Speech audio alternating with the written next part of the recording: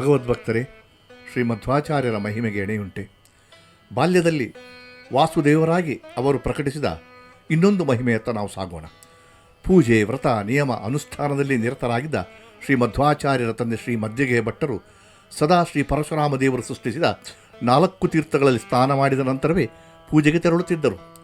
ಒಂದು ದಿನ ಸಾಧನಾ ದ್ವಾದಶಿಯಂದು ಶ್ರೀ ಮಧ್ಯಗೆ ಭಟ್ಟರು ಬೆಳ್ಳಂಬೆಳಗ್ಗೆ ಬೇರೆ ಬೇರೆ ಸ್ಥಳಗಳಲ್ಲಿದ್ದ ಈ 4 ತೀರ್ಥಗಳಲ್ಲಿ ಸ್ನಾನ ಮಾಡಲು ಶ್ರಮ ಪಡುವುದನ್ನು ಗಮನಿಸಿದ ಮಗ ಶ್ರೀ ವಾಸುದೇವರು ಆ ಕ್ಷಣವೇ ತಮ್ಮ ದಿವ್ಯ ಶಕ್ತಿಯಿಂದ ಮಹಾಸನ್ನಿಧಿಯನ್ನು ಹೊಂದಿರತಕ್ಕಂತಹ ಸುಂದರ ಕೊಳವನ್ನು ಮನೆಯ ಪಕ್ಕದಲ್ಲೇ ನಿರ್ಮಿಸಿದರು. ಈ ತೀರ್ಥವೇ ವಾಸುದೇವ ತೀರ್ಥವೆಂದು ಪ್ರಸಿದ್ಧಿಯಾಯಿತು. ಈಗಲೂ ಈ ತೀರ್ಥವನ್ನು ಪಾಜಕದಲ್ಲಿ ನಾವು ಕಾಣಬಹುದು. ಈ ಸನ್ನಿಧಿಯನ್ನು ಋಷಿಕೇಶ ತೀರ್ಥರು ಹೀಗೆ ವರ್ಣಿಸುತ್ತಾರೆ: ಚತ್ವಾರಿ ತೀರ್ಥಾನಿ ವಿದಾಯ ಪಾಜಕೆ ಪ್ರಾಬೋಧಿ ತನ್ಮೋಕ್ಷ ಚತುಷ್ಟಯ ಪ್ರದಂ ರಾಮೇಣನೋ ಸಾಷ್ಟಿದ ಮಿತ್ಯಸೌ ಮರು ತೀರ್ಥಂ ಚಕಾರೇತಿ ಮಮಾವಭಾಸತೆ.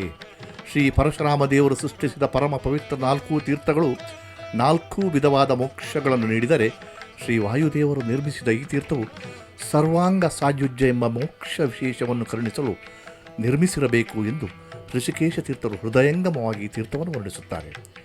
ಇನ್ನೊಮ್ಮೆ ಬಾಲಕ ವಾಸುದೇವರು ತಾವು ವಿಷ್ಣುವಿನ ಸರ್ವೋತ್ತಮತ್ವವನ್ನು ಸಾರುವ ವೈಷ್ಣವ ಧರ್ಮವನ್ನು ಸ್ಥಾಪಿಸುತ್ತೇನೆ ಎಂದು ತಂದೆಯವರಲ್ಲಿ ಹೇಳಿದಾಗ ತಂದೆ ಶ್ರೀ ಮಧ್ಯಗೆ ಭಟ್ಟರು ನಕ್ಕು ಹೇಳಿದರು: ನಿನ್ನ ಕೈಯಲ್ಲಿರುವ ಒಣಗಿದ ಕೋಲಲ್ಲಿ ಚಿಗುರು ಮೂಡಲು ಸಾಧ್ಯವಾದರೆ ನಿನ್ನ ಇಚ್ಛೆಯೂ ನೆರವೇರಬಹುದು ಎಂದು ಹೇಳಿದರು. ಆ ಕೂಡಲೇ ವಟುರೂಪದ ವಾಯುದೇವರ ಅವತಾರಿಯಾದ ವಾಸುದೇವರು ತಮ್ಮ ಕೈಯಲ್ಲಿದ್ದ ಒಣಗಿದ ಕೋಲನ್ನು ಭೂಮಿಯೊಳಗಿಟ್ಟು ಕ್ಷಣ ಮಾತ್ರದಲ್ಲಿ ಚಿಗುರಿಸಿದರು. ಪುತ್ರ ವಾಸುದೇವರ ಈ ಅಮೋಘ ಮಹಿಮೆ ಕಂಡು ತಂದೆ ಶ್ರೀ ಮಧ್ಯಗೆಯ ಭಟ್ಟರು ಬೆರಗಾದರು. ಆತ್ಮೀಯರೇ, ಬಾಲಕ ವಾಸುದೇವರು ಒಣಕೋಲನ್ನು ಭೂಮಿಯಲ್ಲಿ ನೆಟ್ಟು ಚಿಗುರಿಸಿದ ಬೃಹತ್ ಮರದ ಸಂತತಿಯನ್ನು ವಾಸುದೇವರ ಮನೆಯ ಹಿಂಭಾಗದಲ್ಲಿ ನೋಡಬಹುದು.